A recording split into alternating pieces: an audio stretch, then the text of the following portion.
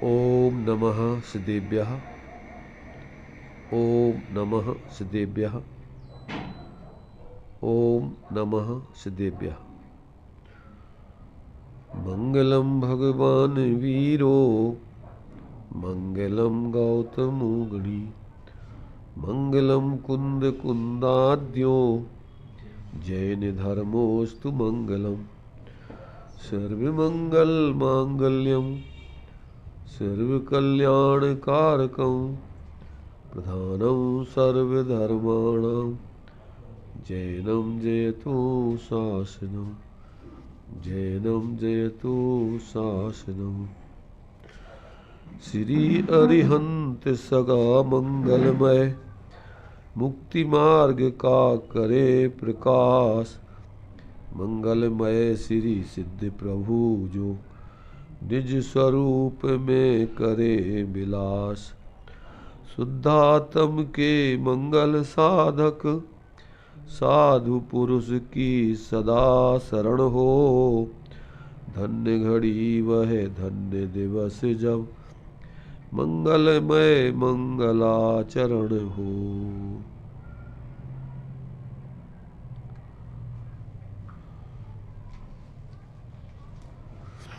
चर्चा अपनी परमानंद स्तोत्र के माध्यम से चल रही है। अपनी 20 नंबर के श्लोक की चर्चा चल रही थी, उसमें कुछ अपनी चर्चा हो चुकी थी, इसके आगे उसी में चर्चा चलेगी। तो उस 20 नंबर के श्लोक में आचार्य देव ने जो जीव परम आह्लाद से संपन्न है, राग द्वेष से रहित है और अपने शरीर के ही मध्य में अपने उस ऐसे आत्मस्वरूप को देखता है, जानता है, वही वास्तव में बुद्धिमान है, पंडित है, विद्वान है, समझदार है। ये बात इसमें कही गई है। उसी का जो है विस्तार से अपन चर्चा कर रहे हैं कि अपने को निर्भर परम आह्लाद संपन्न न रखने में ही बुद्धिमत्ता या पांडित्य समझो, और जो बाहर में विशेष पाप आदि का उदय हो तो उसमें फिर जीव अगर आत्माराधक नहीं है तो बाहर में बहुत प्रतिकूलताएं आने पर परेशान होता है, दुखी होता है। इसके लिए एक दृष्टांत दिया था अकृतपुंड नाम के राजपुत्र का। अब आगे का जो पॉइंट है, अपने को राग द्वेष से रहित करके ऐसे स्वरूप का ध्यान करने में ही बुद्धिमत्ता है। राग द्वेष रहित अपने स्वरूप को देखकर उसका ध्यान करने में ही समझदारी है, विद्वत्ता है, ये समझना चाहिए। इसमें यहाँ इन्होंने अपने लिए खुलासा जो किया है, देखिए उसको अपन देखते हैं। राग द्वेष निज को राग द्वेष विवर्जित रूप करके उसका ध्यान करने में ही पांडित्य बना। चल गया। मैं आह्लाद से संपन्न हूँ और राग द्वेष से रहित हूँ। मैं अपने ही सत्व के कारण राग द्वेष नहीं रख रहा। ये राग द्वेष तो संबंध से हो रहे हैं, तो यह जानने की ये तो सब संबंध के ऐब हैं, मेरे ऐब नहीं। मैं तो गुणों का समुद्र हूँ। तो जो जीव परम आह्लाद से संपन्न राग द्वेष से रहित अनंत देव के स्वरूप को अपने देह में जान रहा है, वह पंडित है। ध्यान करने की 4 धारणाएं बताई गई हैं: पृथ्वी धारणा, जल धारणा, अग्नि धारणा, वायु धारणा। पृथ्वी धारणा में ऐसे चिंतन किया जावे, एक आसन लगाकर शरीर को स्थिर करके बैठा हूँ और ऐसा सोच रहा हूँ, अपने को देख रहा हूँ कि मैं आकाश में बहुत ऊंचे बैठा हूँ, जमीन पर नहीं बैठा हूँ, और मानो यह सब जमीन समुद्र की तरह है और इस समुद्र में एक कमल निकला है, बहुत ऊंचा नाली वाला। उस कमल पर सिंहासन है, ऐसे उस आकाश में बहुत ऊंचे बैठा हूँ। तो देखो, ध्यान करने योग्य कोई ऐसा ध्यान बनाए कि मैं आकाश में बहुत ऊंचे हूँ, तो उस आत्मा में निर्भरपन है। रागदेश भाव के कारण जो हम पर बोझ लदा है वह निकल जाता है, और जो अपने को सोचा जो अरहंत का स्वरूप है सो मेरा है, मैं अरहंत की तरह रागदेश रहित स्वभावी हूँ, ऐसा सोचे तो उसमें और विशुद्धि बढ़ती है। कितनी ही विपदाएं, संकट, चिंताएं, शोक दूर हो जाते हैं और विशिष्ट आनंद का अनुभव होता है।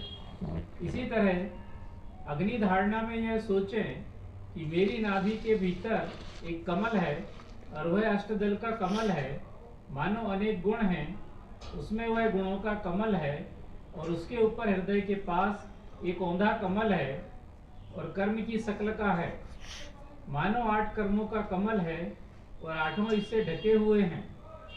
अब एक अपने आत्मा के चेतन स्वभाव के ध्यान के प्रताप से अग्नि की ज्वाला उठी और उसने ऊपर के कमल को जला दिया, मानो 8 कर्म उसके जल गए। वह सोच रहा है ध्यानी कि मेरे कर्म जल गए और रागदेश विभाव आदि सब जलकर भस्म हो गए, मैं एक शुद्ध आत्मा ही रह गया हूँ। फिर सोचता है कि अब एक ऐसी वायु चली कि जो कर्म जलकर राग भस्म हो गए उसको उड़ा ले गई। बाद में ऐसा जल प्रपात हुआ कि रही सही राख भी धुल गई। अब मैं एक ज्ञान मात्र स्वच्छ परमात्मा हो गया। इस तरह का चिंतन वह ध्यानी पुरुष कर रहा है। देखिए, यद्यपि वह शरीर में है, पर जिसका जैसा चिंतन होता है उसका वैसा ही अनुभव होता है। जब अपने को भार रहित अनुभव करें तो वहाँ उत्कृष्ट आनंद प्रकट होता है। ऐसे आनंद से युक्त राग द्वेष रहित परमात्म देव को जो अपने देह में जानता है वह पंडित है, बुद्धिमान है। इसमें देखो, सविकल्प और निर्विकल्प ध्यान, 2 प्रकार का ध्यान है। सविकल्प ध्यान के समय अपने लिए पिंडस्थ, पदस्थ, रूपस्थ, रूपातीत ऐसे ध्यान के भेद बदलाए हैं आचार्यों ने।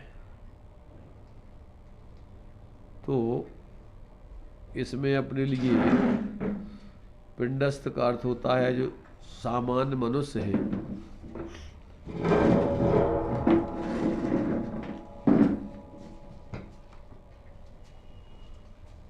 वे सामान्य मनुष्य एक पिंड है, आसमान जाति द्रव्य पर्याय का ये पिंड है। कर्म, नो कर्म, राग द्वेष आदि सहित ऐसी अपनी ज्ञान स्वरूप आत्मा इन सबके बीच में विराजमान है। ऐसा पहले सामान्य सब व्यक्ति जो है संगी पंचेंद्री, चूंकि अपन को मनुष्य पर्याय में मुख्य रूप से उपदेश है ध्यान आदि करने का, तो ऐसा अपने लिए इस पिंडस्थ माने सारे पिंड में अपन को अपने स्वरूप का ध्यान करना है। तो यहाँ इन्होंने उसके लिए एक बाही में अवलंबन लेने के लिए जो बतलाया है कि 4 प्रकार की धारणाओं के माध्यम से वो ध्यान करें।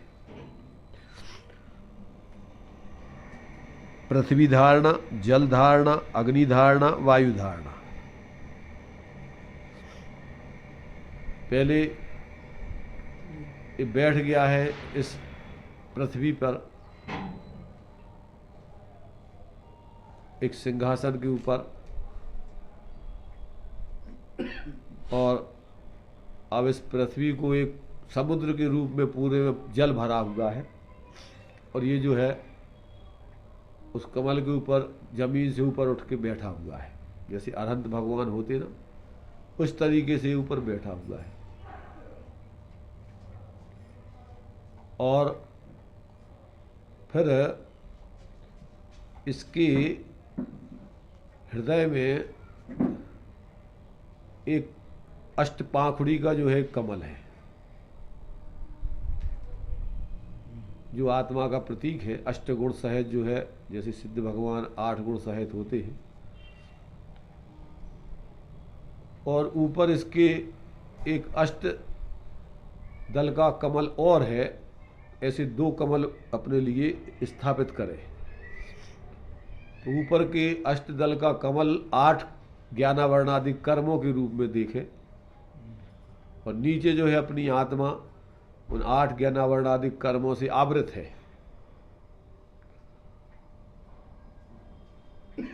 अब उसके लिए जो है अग्नि धारणा के अंतर्गत अपने नाभि के अंदर से ध्यान रूपी अग्नि जली है, और उस अग्नि के जलने से ऊपर के जो अष्टकर्मों का कमल था, अष्टदल का कमल, और उस अग्नि के कारण से वो जल करके राख हो गया है, और अपने अंदर के आत्मा के जो सामान्य रूप से 8 गुण 8 कर्मों के अभाव में प्रकट होते हैं, वो प्रकट हो गए। हम अपने शुद्ध आत्मा का जो है सब ध्यान कर रहे हो। ध्यान अग्नि ने उस कर्मों को जला दिया है, और ऐसा जो है अपनी आत्मा निखर करके शुद्ध हो गई है। और फिर इसके बाद में हवा चली है। वो हवा जो कुछ भी कर्म जले थे, वो जो कुछ भी धूल वगैरह वहाँ पर राख पड़ी हुई थी, वो सब उड़ा के ले गई। अब अपनी आत्मा जो है चैतन्य स्वरूप ऐसे सामान्य से अष्टगुण सहित और विशेष रूप से ऐसे उसमें सब गुण अनंत गुण जो है उसमें विशेष रूप से प्रकट हो गए, और एक चैतन्य स्वरूप अपनी आत्मा निखालिस हो गई है। और जैसे अनंत भगवान जो है ऐसे निर्दोष हो जाते हैं, भाव उनकी जितनी भाव कर्म द्रव्य कर्म 4 घातीय कर्म नष्ट हो गए। अब वो ऐसी स्थिति में जो है अपने पहुंच गए। तो ये जो है ऐसे अपने शरीर के माध्यम से ही अपने ज्ञान स्वरूप आत्मा को ध्यान के बल से इन संपूर्ण कर्म और शरीर आदि से और राग आदि से रहित होकर के ऐसे जो है अपने शुद्ध स्वरूप की जो है सिद्धि करके और ऐसी अरहंत दशा को प्राप्त कर लिया। तो ये जो है रूपस्थ ध्यान हो जाता है वो। अब पदस्थ ध्यान में जो अपने लिए अरहंत सिद्ध आदि जो पद हैं, नमोकार मंत्र में जो पद हैं, उन पदों के माध्यम से ही फिर उस पद में माने जैसे पिंड में स्थित अपना ज्ञान स्वरूप आत्मा, पदों में स्थित माने जो ओम असिया उषा नमा नमोकार मंत्र आदि, तो इनके माध्यम से जिसका अपन उसमें उन पदों में जो स्थित है वाचक वाच्य नियोग से, उनके बारे में अपन ध्यान करते हैं। तो जैसे मान लीजिए शुद्धात्मा का ओम में शुद्धात्मा भी आती है, पंच परमेष्टि भी आते हैं। तो जब पंच परमेष्टियों के आधार से अपन विचार करते हैं तो माँ माने मुनि होता है, आ माने अशरीरी सिद्ध होता है, आ माने अरहंत भी होता है, आ माने आचार्य भी होता है, उ माने उपाध्याय भी होता है। तो ऐसा 3 आ मिल कर के आ बन गया, और उपाध्याय मिल के आ में ऊ हो गया, और माँ उसमें जोड़ देते हैं, आ में ऊ जोड़ देने से वो बन जाता है। वो दीर्घ कर देने पर, संधि मिला देने पर, और माँ जोड़ देने से माँ मुनि का हो जाता है, ओम बन जाता है। ऐसे अपन उसमें जो है अशरीरी सिद्ध भगवान सभी कर्मों से रहित ज्ञान शरीरी है, और आ माने अरहंत भगवान 4 घातीय कर्मों से रहित ऐसी पूर्ण निर्दोष शुद्ध आत्मा, आ माने आचार्य होता है। तो पंचाचार सहित और मिथ्यात अज्ञान कसाय आदि से 3 चौगड़ी कसाय के अभाव रहित ऐसी स्वरूप आश्रित परिणति थोड़ी संजलन कसाय की चलता चल रही है, अस्थिरता चल रही है सिर्फ अकेले अपने उपयोग में, बाकी पूर्ण अपने स्वरूप में 3/4 वो लीन हो गए। ऐसी वीतरागता उनकी प्रकट हो गई। इसी प्रकार से उपाध्याय भी इसी 3 प्रकार के चौकड़ी कसाय से रहित होकर के अपने स्वरूप में जुड़कर थोड़ी अस्थिरता जन राग द्वेष सभी संजलन कसाय के चल रहे। इसी प्रकार मुनिराजों का स्वरूप ऐसा जो है ध्यान में लेकर के, तो पिंडस्थ में पहले सामान्य आत्मा, पदस्थ में इस प्रकार से जो इन पदों के अंदर विराजमान पंच परमेष्ठी आदि अथवा शुद्ध आत्मा, पिंडस्थ में शरीर सहित ऐसे अरहंत भगवान का स्वरूप विचार करना, और रूपातीत ये रूप में देखना, शरीर रूप से अरे शरीर रंग वाला है, अभी रूप वाला है, इसलिए उसमें अरहंत को देखना, और रूपातीत माने संपूर्ण संयोग कर्म आदि से रहित, राग आदि से रहित, ऐसे ज्ञान शरीर सिद्ध भगवान। तो पहले सविकल्प रूप में अपने लिए पिंडस्थ, पदस्थ, रूपस्थ, रूपातीत हो करके फिर ऐसी जब अपने उपयोग को अपने ऐसा स्वावलंबन रूप से सूक्ष्म कर लेंगे, तो फिर वही ज्ञान जो है अपना, क्योंकि आत्मा का है और आत्मा उस ज्ञान में तादात्म्य रूप से व्याप रही है, तो ऐसा ही मेरा स्वरूप है, तो उसमें अभेद होकर के अंतर्मुक्ता करके वो फिर उपयोग सूक्ष्म हो जाएगा, तो अपने स्वरूप से जुड़ करके अपन को ऐसा निर्विकल्प आत्मा का अनुभव पूर्वक और अतीन्द्रिय आनंद प्रकट होगा। तो ऐसा अपने लिए जो है द्रव्य संग्रह जी वगैरह में पहले रत्नत्रय की सिद्धि करने के लिए ध्यान से सिद्धि होती है, उसमें दिया हुआ है कि दोनों प्रकार का मोक्ष मार्ग ध्यान में प्रकट होता है, और जिनके लिए रत्न मोक्ष मार्ग की सिद्धि करना हो, ऐसे अपने सविकल्प और निर्विकल्प रूप से ध्यान पूर्वक अपने स्वरूप की सिद्धि करें, और उसमें जो है उनके लिए जो है फिर अपने आत्मा की श्रद्धा ज्ञान लीनता रूप रत्नत्रय प्रकट होगा, और जैसे जैसे वो अपने स्वरूप में विशेष लीन होता जाएगा, वैसा वैसा परावलंबन छूट करके और परावलंबी भावों का क्रम से अभाव होकर, और ये जीव पूर्ण जो है क्रम से वीतराग सर्वज्ञ दशा को प्राप्त होगे, और ऐसी अपनी यथार्थ जो परनिरपेक्ष दशा है वो प्रकट करके और परम आनंद दशा को प्राप्त होता है। तो ये अपने लिए यहाँ पर जो है कि जो ऐसे राग द्वेष से रहित, ऐसे अपने ध्यान के माध्यम से ज्ञान से लक्षित आत्मा का ध्यान करते हैं, वे ही वास्तव में पंडित है, बुद्धिमान है, समझदार है।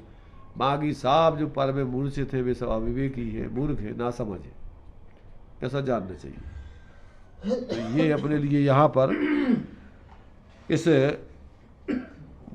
20वें छंद में जो राग द्वेष से रहित ऐसा प्रत्येक आत्मा का मूल स्वरूप है, उसको जब ध्यान में लिया जाता है ज्ञान के माध्यम से, तो फिर अपनी आत्मा ऐसी सबसे पृथक चैतन्य ज्ञानानंद स्वरूप अपने अनुभव में आती है, और उसमें ही परम शांति है, निराकुलता है, और वो ही अपना मूल स्वरूप है। क्योंकि आत्मा शाश्वत है और पर से निरपेक्ष है, राग द्वेष अपना स्वरूप नहीं है। अज्ञान दशा में जब अपन अपने स्वरूप को भूलकर पर का लक्ष्य करते हैं, तो ये सब भाव पैदा होते हैं। तो जिसको इस प्रकार से अपने स्वरूप का अंतरंग में बोध हो जाता है, उसमें ही उसको परम शांति और आनंद आने लगता है, तो फिर उसको बाहर के परावलंबन में एक एक विकल्प में उसको बहुत आकुलता होती है। फिर वो क्रमशः निचली भूमिका में अगर रहता है, तो बाहर के जो भी आवश्यक कार्य इस पर्याय जनित होते हैं, क्योंकि कर्म भूमि है, इसमें ये बाहर के कार्य भी भूमिका अनुसार जब तक पूर्ण वितराग दशा नहीं होती वो करना पड़ते हैं। तो ऐसा करते हुए भी वो उसका अकर्ता अपने आप को जानता देखता है, ज्ञाता अपने को जानता देखता है। इसलिए आचार्यों ने लिखा है कि जो ज्ञानी हो जाते हैं, धर्मात्मा हो जाते हैं, वे खाते हुए भी नहीं खाते, चलते हुए भी नहीं चलते, बाहर का देखते हुए भी नहीं देखते। तो वो ये सब ऊपर ऊपर होता है, उनका अंतरंग में अपने स्वरूप से जुड़े रहते हैं। इसलिए वो सब बिल्कुल औपचारिक रूप में तात्कालिक कार्य करके वो उससे अलग होकर के अपने उस चैतन्य स्वरूप में ही जुड़े रहते हैं, और अपने स्वरूप को ही अपना स्वरूप जानते मानते हैं। इसलिए वो एक प्रकार से उनका जो है जो बाहर का कार्य है वो बहुत ही औपचारिक होता है, अनिच्छुक होता है, और वो ऊपर ऊपर होता है। अंदर में उससे वो माने अपने स्वरूप से वो जो एकत्व बुद्धि उसमें नहीं होने देते। ऐसा जो है यहाँ अपने लिए उस परम आनंद स्वरूप जो आत्मा है, जब उसका ऐसा अपने ज्ञान श्रद्धान आचरण आदि में अवलंबन किया जाता है, तो पर्याय में अपने जैसा वो अंदर में शांति स्वरूप है, वैसे ही पर्याय में जीवन में शांति प्रकट होकर के और अतीन्द्रिय आनंद उस जीव को आने लगता है। और चूँकि प्रत्येक जीव परनिरपेक्ष ही है, था, रहेगा, तो कोई किसी का कभी हुआ नहीं, होने की व्यवस्था नहीं, तो फिर वो अपने आप को निरंतर पर निरपेक्ष ही निरखता अनुभव करते हुए उस अंदर में जो है अतीन्द्रिय आनंद भोगते हुए जीता है। तो पर में किसी प्रकार से फिर एकत्व बुद्धि आदि अपनी नहीं होती उसकी। तो इस प्रकार से ये यहाँ इस छंद में अपने लिए कि जो इस प्रकार से अपने आत्मा को परम आनंद स्वरूप राग द्वेष से रहित ज्ञान में ध्यान के माध्यम से ऐसा अनुभव करते हैं, वे ही वास्तव में समझदार कहो, पंडित कहो, विद्वान कहो, वे ही ज्ञानी कहो, धर्मात्मा कहो, और वे ही क्रम से जो है वास्तव में अपनी आत्मा की पूर्ण शुद्धि करके परमात्मा दशा को प्राप्त करते हैं। इसके अलावा सब जो अपने स्वरूप को भूले हुए हैं वो भटकते रहते हैं, निरंतर आकुलता में जीते हैं, एक क्षण को भी उनको शांति मिलती नहीं, क्योंकि परावलंबन में पराधीन सपने ही सुख नहीं। पराधीनता में तो अपन स्वप्न में भी सुख नहीं है, तो बाहर में यथार्थ रूप में अपन मानते रहे तो सुख कहाँ से मिलेगा। इस प्रकार से यहाँ अपन को इस जो 81 नंबर का पॉइंट था इसमें इसी बात को सिद्ध किया है कि जब अपने को इस प्रकार राग द्वेष से रहित और ध्यान के माध्यम से ऐसा ज्ञान स्वरूप आनंदमय अनुभव कर लिया जाता है, तभी जो है तुम्हारे ज्ञान की समीचीनता है, समझदारी है, विद्वत्ता है, जिसको लोग में पंडित या विद्वान कहते हैं, वो विद्वत्ता समझो। और बाकी जो है ऐसे अपने स्वरूप को जो नहीं जानते, वास्तव में वो ना समझ है। कितने ही बाहर में अपने आप को डिग्रियां बाहर की ले ली हो, जानकारी कर ली हो, उससे कुछ भी लाभ नहीं होता है। ये बात जो है यहाँ अपन को 81 नंबर के पॉइंट में सिद्ध की गई है।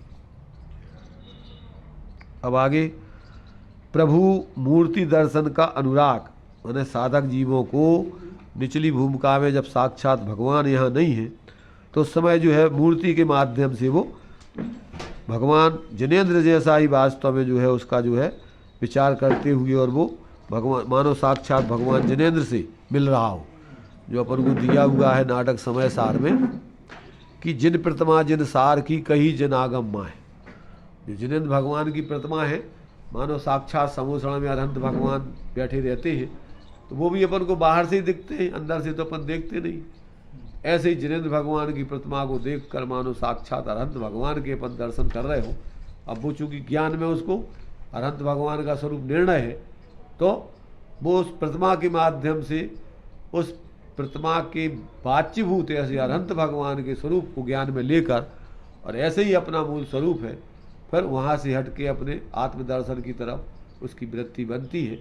ऐसे स्वावलंबी से दरावलंबी स्वास्थ्य ध्यान की सिद्धि इसमें भी होती है। ये बात इसमें सिद्ध की है। प्रभु मूर्ति दर्शन का अनुराग, यह विवेकी जब कभी प्रभु मूर्ति के दर्शन करता है तो मूर्ति की मुद्रा को बड़ी टकटकी लगाकर देखता है। मुद्रा को देखने से शांति, आनंद, ज्ञान स्वरूप में रमना यह दृष्टि में आएगा, और उस समय ऐसा मालूम होगा कि मानो यह ही भगवान विराजे हैं। यद्यपि यहाँ भगवान की स्थापना है, साक्षात भगवान नहीं है, लेकिन मुद्रा को बड़ी रुचि से देख रहा है, तो साक्षात भगवान है ऐसा उसकी दृष्टि में रहेगा। और स्थापना से देखेगा तो जितना काम कोई समोसरण में साक्षात अरहंत को देखकर निकाल सकता है, उतना ही काम यह मूर्ति को देखकर बना सकता है। फर्क इतना ही तो है कि प्रभु की दिव्य ध्वनि खिरती है और यहाँ उसके मुख से दिव्य ध्वनि खिर नहीं सकती। बाकी समोसरण में भी कोई देखेगा तो शरीर ही देखेगा। अगर कोई अरहंत देव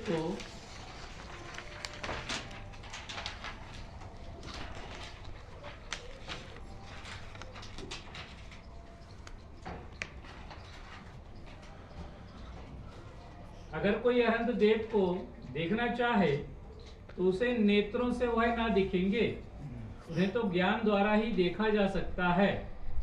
तो यहाँ मंदिर में ज्ञान से विचार कर अरहंत देव का स्वरूप जान लो, तो उस मुद्रा को बड़ी रुचि पूर्वक देखकर एक शांति का अनुभव किया जाता है। और फिर ऐसी रुचि बनावे कि आंखें पसार कर बहुत देर तक उस मूर्ति को देखें। अब आंखें तो थक जाएंगी देख देख कर, तो जब आंखें थकने लगें तो ये आंखें गिरेंगी, सो इसी भाव को लेकर आंखें गिरावें कि लो, हमने आंखों की पलक द्वारा उस मूर्ति को पकड़ लिया है और पकड़कर हम अपनी आंखों में ला चुके हैं और लाकर उसे अपने हृदय में विराजमान किया है। और उसको जैसे अपना मुख है उस तरह से पलटकर ऐसा विराजमान करें कि स्वयं ही यह मूर्ति स्वरूप अपने को अनुभव करने लगे। खूब ध्यान अपने भीतर में इन आंखों को बंद करके करें और जब पुनः आंखें खोलकर वहां दर्शन करने का भाव करें तो अपनी मूर्ति को जो कि हृदय में विराजमान किया है उसे उठाएं, आंखों में ले आएं और जैसे धीरे धीरे आंखें खोलें वैसे मूर्ति को ले जाकर वहां सिंहासन पर विराजमान करें। लो, जब देख रहा तब भी वहां प्रभु हैं और आंखें बंद की तब भी वहां प्रभु हैं। अंततः जो अरहंत को जानता है वह पुरुष पंडित है, विवेकी है, अपने कर्मलों का नाश करने वाला है। क्या कह रही? देखो, अपन को शास्त्रों में आता है, एक आता है ध्यानाविष्ट पुरुष, एक आता है भूताविष्ट पुरुष। दो दृष्टांत आते हैं। ध्यानाविष्ट पुरुष क्या करता है? दृष्टांत दिया, उसे मान लीजिए कि कोई बरेदी है, वाला है और उसको अपनी गाय भैंसों से प्रेम होता है, तो किसी साधु के पास वो गया कि महाराज हमें जो है, हमें भगवान के दर्शन कराओ, आत्मा के दर्शन कराओ। उन्होंने कहा तुम्हें अपनी प्रिय चीज़ क्या है ये बताओ पहले। उन्होंने कहा हमें अपनी प्रिय अपनी भैंसें। तो कि तुम बैठ करके पहले शांति से कमरे में और अपनी भैंस का ध्यान करो। तब वो बैठा ध्यान में, मेरी भैंस मेरी भैंस मेरी भैंस। ऐसा देखते देखते वो ऐसा हो गया जैसे स्वयं भैंस हो गया, बड़े बड़े सींग, बड़ा शरीर। अब उसको ऐसे लग रहा है कि जैसे हम इस दरवाजे में से नहीं निकल पाएंगे। अब वो भैंस बन गया। अब उससे कहा कि दरवाजे से निकलो, कि हम कैसे निकले, अब छोटा सा दरवाजा हम कैसे निकले हैं? अभी अपन लोग जो शरीर मिल गया है तो अपन अभी अपने आप को क्या अनुभव कर रहे हैं? उस भैंस उस ग्वाले के ध्यान में और अपने ध्यान में क्या अंतर है भाई? ये भी तो अलग ही है ना शरीर। और अभी अपन इसको ध्यान में लेकर के निरंतर ऐसा अनुभव करते हैं जैसे मैं मनुष्य हो गया, मैं मोटा हो गया, मैं काला हो गया, मैं गोरा हो गया। तो क्या अंतर है उसमें? आत्मा तो ज्ञान स्वरूप ही है। और अगर ये ध्यान नहीं करे तो बना बनाया आत्मा, जैसे वो ग्वाला अपने को भैंसा रूप अनुभव नहीं करे तो क्या है? वो बना बनाया ग्वाला ही है उसमें से। ऐसे ही अगर अपन इन सबको इनमें एकत्र बुद्धि नहीं करे, अब जैसे पैसे वाला बन जाता, मद कितने मद जो होते वो क्या है? मदों में क्या होता है?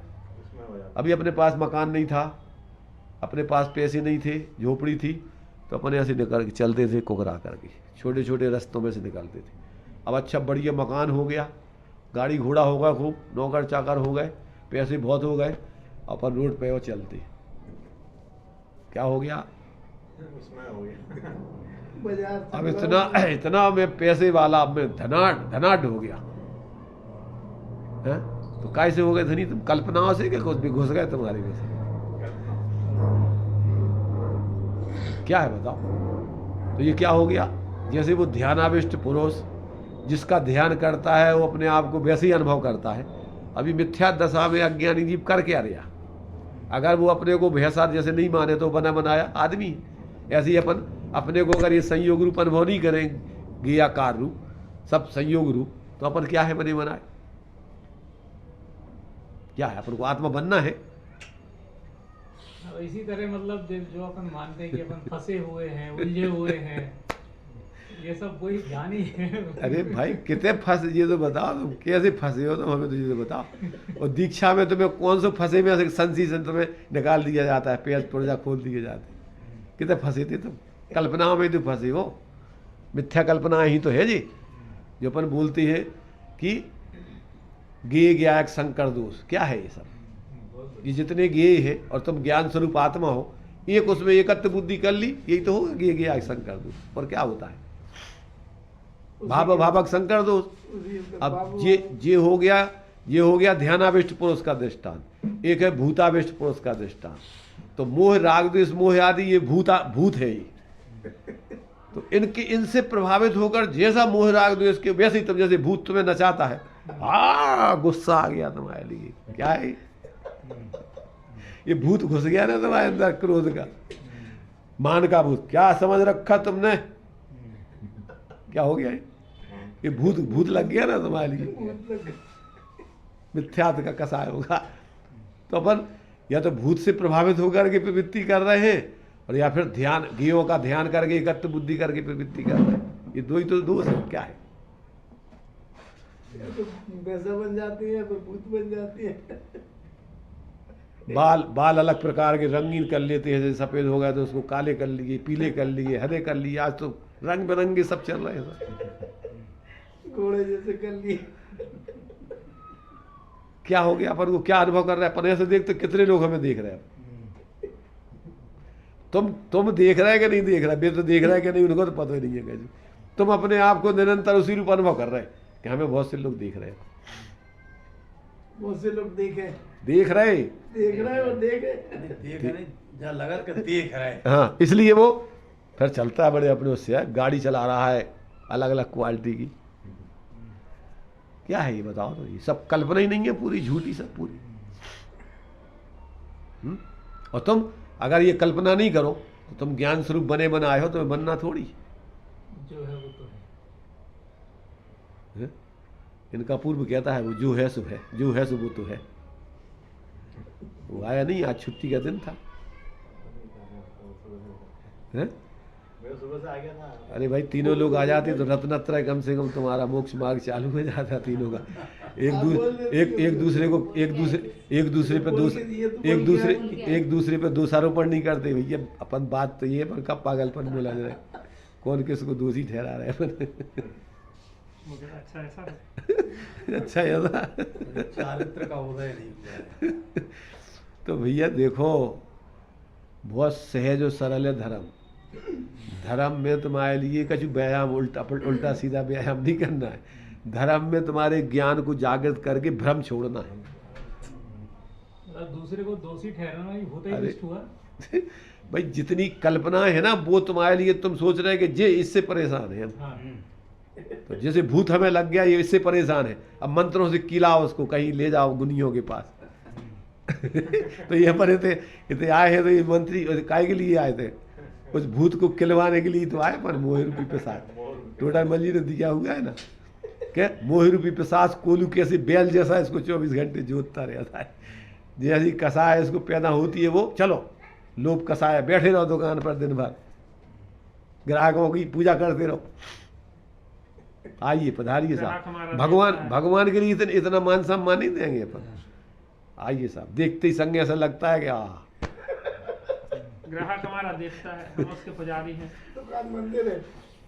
दुकान मंदिर है, ग्राहक हमारा ईश्वर है, उसकी संतुष्टि हमारी पूजा है। लोगों ने लगा रखा, उसका स्टिकर लगा रखे। क्या है पागलपन? अपन रात दिन काय में लगे नहीं लगा, लेकिन अंदर में लगे हुए। अपन देखो ना, 24 घंटे थोड़े समय के लिए यहाँ अपन आए हैं, इस पर्याय में मेहमान है कुछ समय की, थोड़े समय की ये शरीर की धर्मशाला मिली है, और धर्मशाला पे धर्मशाला अपन बनाते जा रहे हैं। तो अब क्या करते हैं अपन? रात दिन जो है पागलपन में, 1 मिनट की चैन ही नहीं है भैया, हमारे पास टाइम नहीं है। कहा भैया कहाँ है? अरे हमें साहब तुम जैसे हम कोई फालतू थोड़ी है। तुम बहुत काम कर रहे हो, हम कोई काम ही नहीं कर रहे, हम निष्काम हो गए। सिद्ध भगवान ने कम्मा है तो मतलब क्या है, इस जीव को ऐसा मोह का भूत पिशाच लगा है, ऐसा पागलपन में जी रहा है। अब इसको कौन इस पागलपन को दूर करे, ये तो बताओ। जब तक वो खुद मंत्रों से अपने को कीलित ना करे, जिनवाणी के मंत्रों से, ताते जिन भर कथित तत्व अभ्यास करीजिए और संशय विभ्रम मोह त्याग। जब तक आप ऐसे भ्रम को अपने ज्ञान में से अलग करके और ऐसा अपना रहे, हम कहाँ पागलपन में उलझे हुए हैं। कोई भूत होते नहीं है, ध्यान रखना, सब भ्रम के भूत है सब लोगों को। उतने भी लोग में ही बोलते हैं, जो डर गया सो मर गया। भय का भूत है, डरे सो भूत लग गया तुम्हें, वो नहीं डरे तो कहाँ को भूत, कहाँ कैसो भूत? अच्छा देखिए महामोह रूपी पिशाच कोलू की बाती जोतता है भारत। इसलिए बहुत जीव की बड़ी विडंबनाएं हैं। बात तो इतनी सी है, अब इतनी सी बात को इतना लंबा चौड़ा कर दिया इसने, पागल बन गया, पागल हो गया है? अब हमें भैया कौन समझाएगा? अरे बे उनको बुलाओ भाई, एसपी भारेलो को बुलाओ, वो बढ़िया समझाएंगे उनको। मोटिवेशन। वे मोटे आदमियों को बेसन बेसन करेंगे उनको। मोटे मोटे मोटे मोटे भूत लगे हैं तो मोटे आदमी चाहिए इनके लाने। देश विदेश ख्याति प्राप्त बहुत से मोटे मोटे भूतों को एक दूसरे के पास छोड़ आते हुए। हमने कि जिनवाणी विराजमान करे कि नहीं करे, कि लगा जिनवाणी विराजमान नहीं करोगे तो 2 लाख रुपए लगेंगे। 2 लाख के भाई फीस नहीं तो रहा, जिनवाणी के कारण पैसा नहीं। तो भैया देखो बहुत सहज सरल है धर्म का स्वरूप समझना और जीवन में धर्म करना बहुत ही सहज सरल है। और जो लोग ऐसे सहज सरल धर्म को उलझा करके और लोगों को फंसा देते हैं, वे खुद तो डूबे हुए हैं। आप डूबनते पाड़े और ले डूबे जजमान है? तो यहाँ क्या कह रहे आचार्य देव? यहाँ कह रहे भैया कि ये तुम्हारा जो स्वरूप है वो स्वरूप क्या करना कि अपने उस स्वरूप को, जैसे भगवान की मूर्ति हो चाहे साक्षात भगवान हो, जैसे वो भगवान वो शरीर सहित होने पर भी अपने को अंदर में अशरीरी अनुभव कर रहे हैं, ऐसे ही प्रत्येक जीव शरीर सहित होने पर भी संसार में अपना अशरीरी स्वरूप जब तक वो नहीं देखेगा, ज्ञान शरीरी स्वरूप नहीं देखेगा, ज्ञान रूप शरीर नहीं देखेगा, तब तक उसका भ्रम दूर होने वाला नहीं। सिर पे भार ले लेकर के ढोता रहता है जबरदस्ती है? कल्पनाओं का भार एक के बाद एक नया नया भार सिर पे ढोता रहता है। मोह रूपी पिशाच इसको भार वहन करवाता है। मोहित होके उसमें। और धर्म के नाम पर देखो तो ना जाने क्या क्या चलते रहते हैं लोगों के लिए। अब ऐसा कर लो, अब ऐसा कर लो, ऐसा कर लो, ऐसा कर लो, वैसा कर लो। जो मूल है वो सब गोल, मूल गोल और बाकी सब करते रहो। सारे धर्म के व्यवहार साधन इस परमार्थ को समझने समझाने के लिए है। इसके अलावा और कोई दूसरा कार्य नहीं, कारण नहीं है उसका। और दूसरा अगर कोई कारण बताते हो तो तुम वो व्यवहार ही नहीं है फिर। तो अब इसमें अपन को चाहे साक्षात अनंत भगवान समूषण में देख लो, जैसे नाचार्य देव ने समय सार की टीका में लिखा है कि लोग सोचते हैं कि अगर समूषण में होते तो अरे साहब क्या आनंद आता। अरे कहते भगत जी समूषण में भी भगवान शब्दों से ही स्वरूप को समझाते हैं, उते भी कोई हथेली पर रख के आत्मा नहीं दिखाते। वे भी अपने शब्द पे ध्वनि में ही शब्दों से संकेत करके समझाते। और हम भी तुम्हें समझा रहे तो उनके समझाने में हमारे समझाने में कोई अंतर नहीं समझना कि समूषण में कछु और विशेष कछु वे तुम्हारा ने आत्मा को कछु हाथ पर रख के बताओ तो ये होते भी वे ऐसे ही उपदेश चलता है। इसलिए अगर तुम्हें चेतना है तो समझ लेना कि समूषण की दिव्य ध्वनि है क्या है। मूल ग्रंथ कर्तारा सर्वज्ञ देवा, तदुत्तर ग्रंथ कर्तारा गणधर देवा, प्रति गणधर देवा, तेसाम वचनानुसार। उन्हीं के वचनों का अनुकरण करने वाली जिनवाणी है। इसलिए वही दिव्य ध्वनि समझ लेना कि समूषण में जो चल रही वो ये यहां तक अभी चल आ गई है। महाभाग्य से गंगा बहते बहते बहते बहते अनेक नदियों में आ जाती है। हाँ, वीर हिमाचल ते निकसी गुरु गौतम की मुख कुंड ढरी है। और मोह महाचल भेद चली जग की जड़ता तप दूर करी है, तप दूर करी है। ज्ञान पयोनिधि माहिरली बहुभंग तरंगनि तोचली है।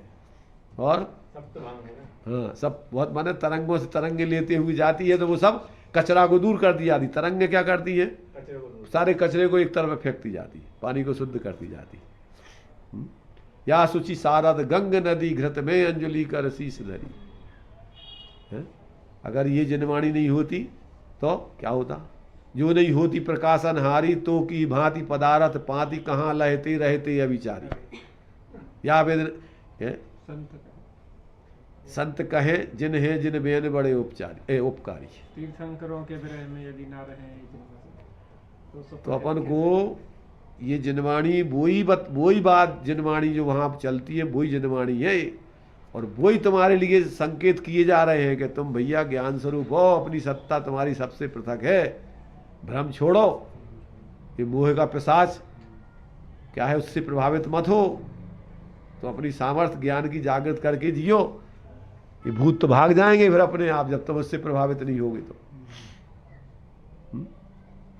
तो इस प्रकार से इसमें अपने लिए यही बात कही है कि भगवान जिनेंद्र की जो मूर्ति है भले ही स्थापना से है, समोक्षण में भी वो बाहर से शरीर दिखता है, उनकी आत्मा तो अपन को ज्ञान में समझना पड़ेगी।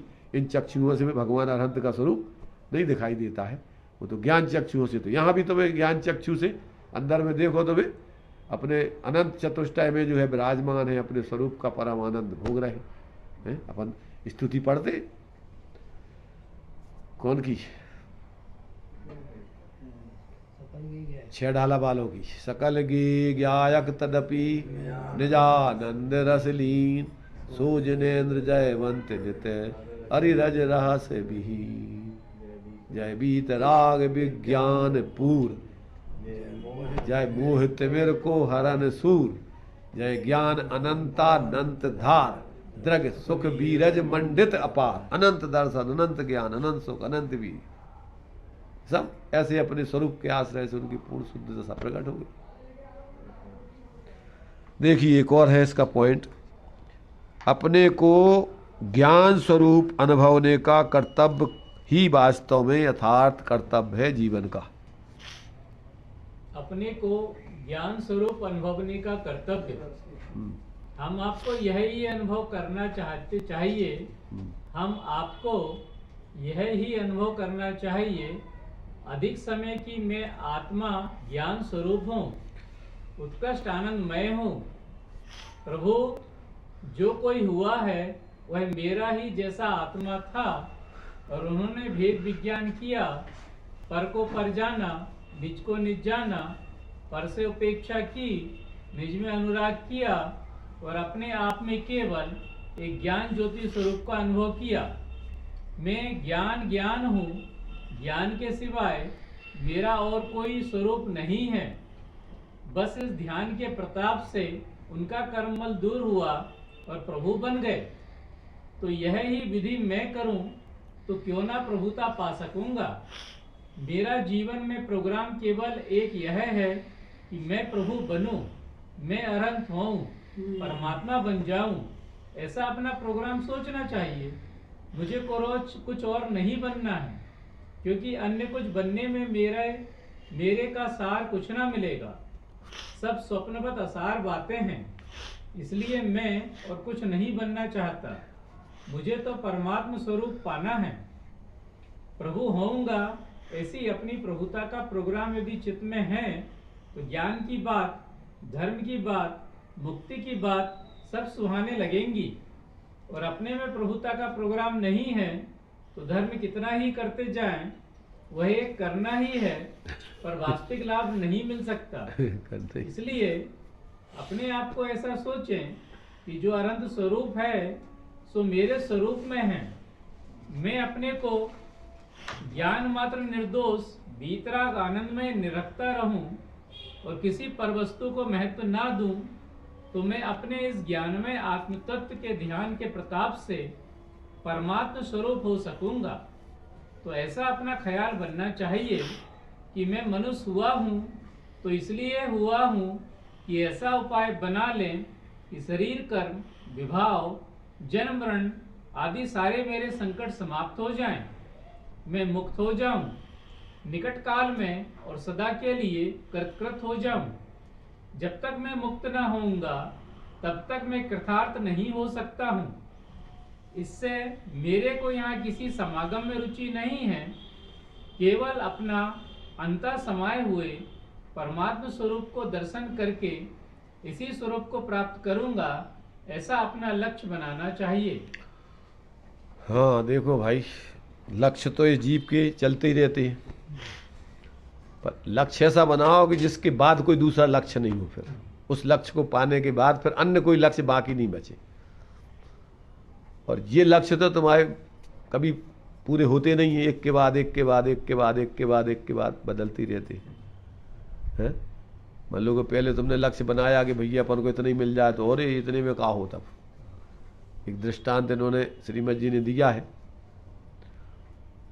कि एक गरीब ब्राह्मण था, उसकी नई नई शादी हुई थी, कुछ धंधा पानी करता नहीं था,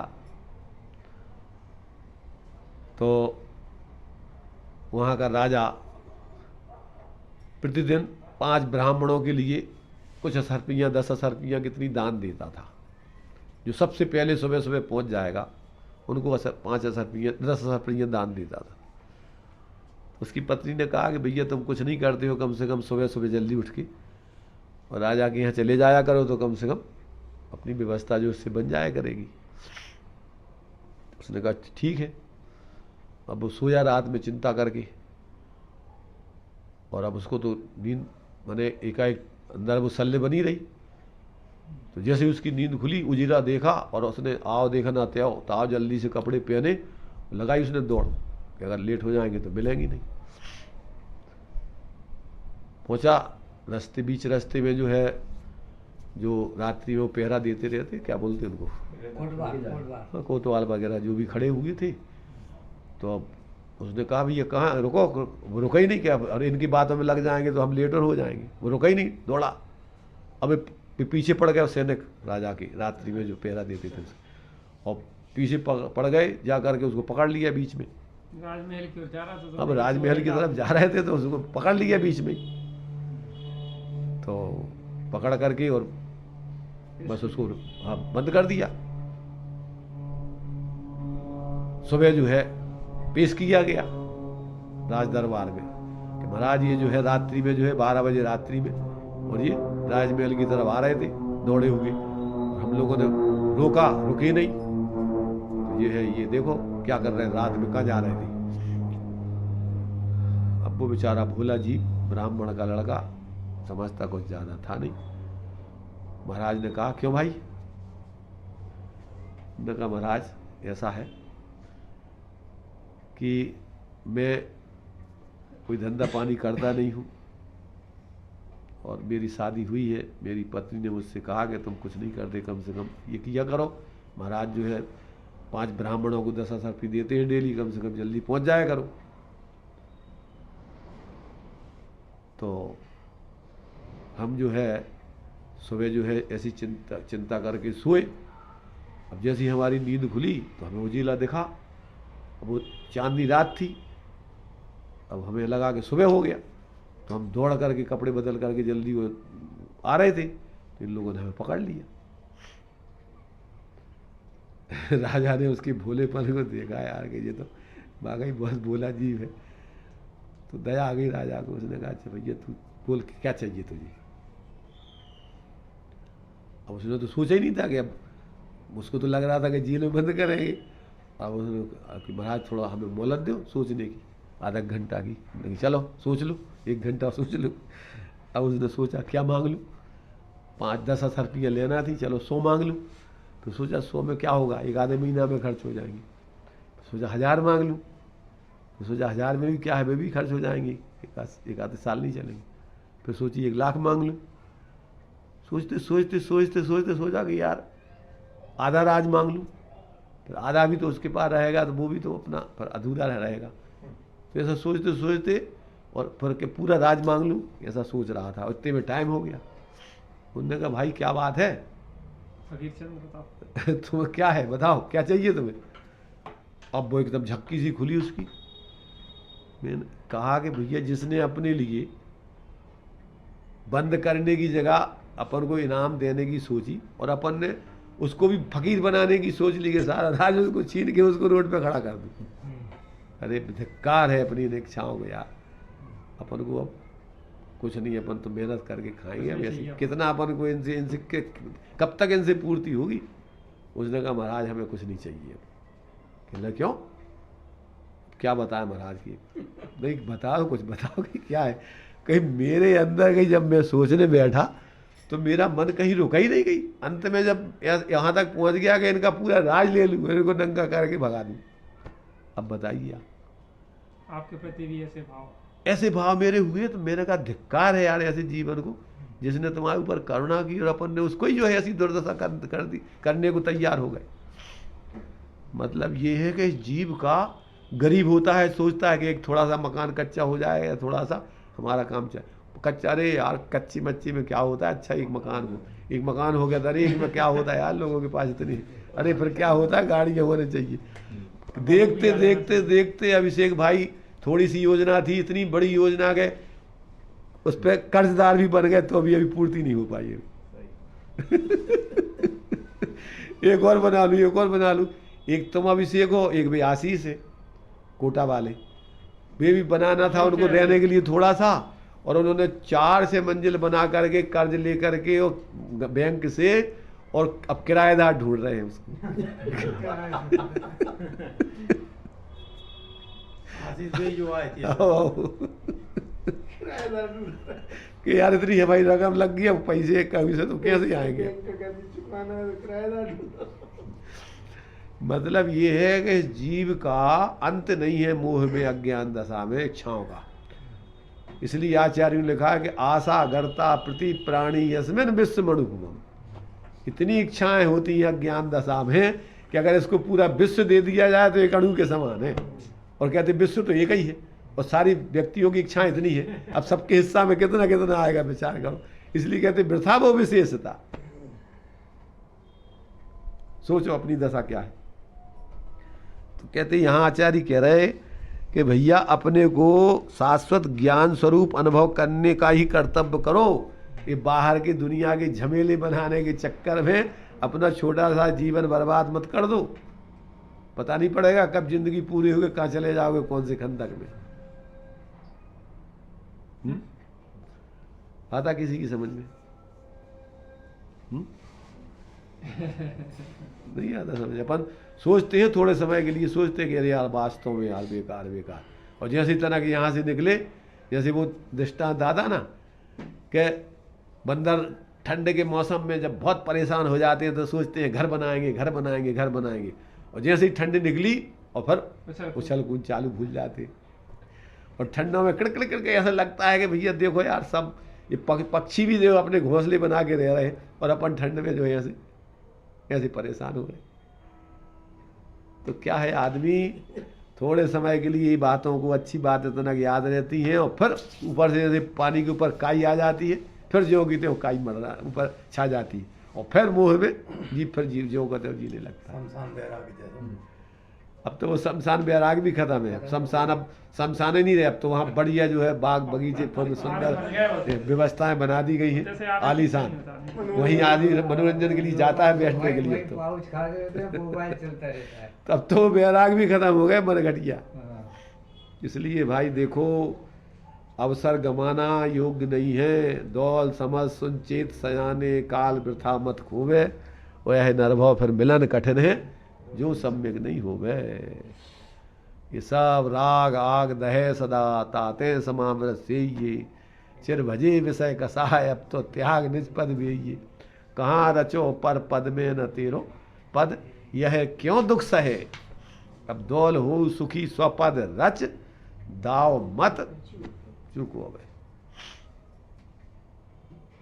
बहुत विचित्र है मोही जीवों की दशा, मोह में जीवन की दशा बहुत विचित्र है। इसलिए भाई यहाँ कह रहे एक प्रोग्राम बनाओ अपना। मूल कर्तव्य ये है, जब तक आप अपने उस कर्तव्य में अपना पूर्ण लक्ष्य, एक लक्ष्य बनाओगे, जिसके बाद कोई दूसरा लक्ष्य फिर बनाने की जरूरत नहीं पड़ेगी। ऐसा अपना जो परमात्मा स्वभाव है, उस परमात्मा स्वभाव की आश्रय से जो परमात्मा दशा होती है, वो ही वास्तव में पूर्ण कृतकृत्य है। इसके पहले कोई दशा कृतकृत्य नहीं है। तुम्हारे लिए बाकी सब कर्तव्य करते, कार्य करते ही रहना पड़ते हैं, इच्छाएं कभी पूरी होती नहीं।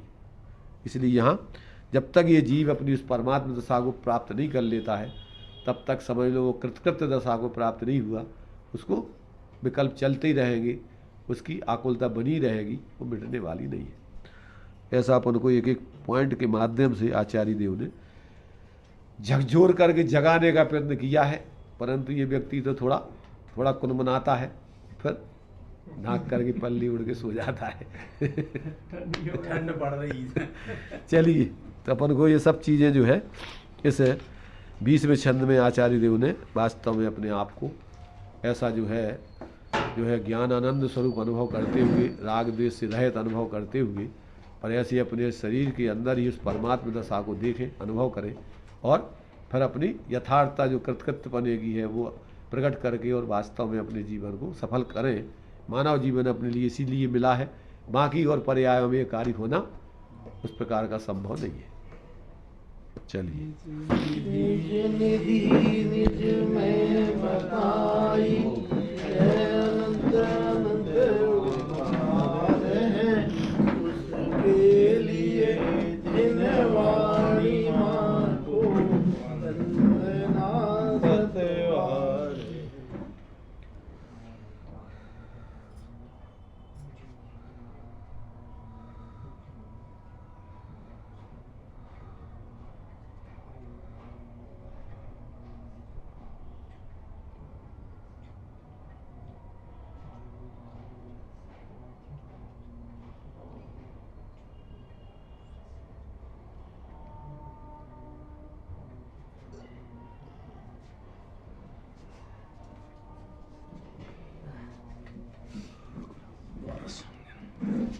जनवाणी माँ की जय हो। पंच परमेष्टि भगवान।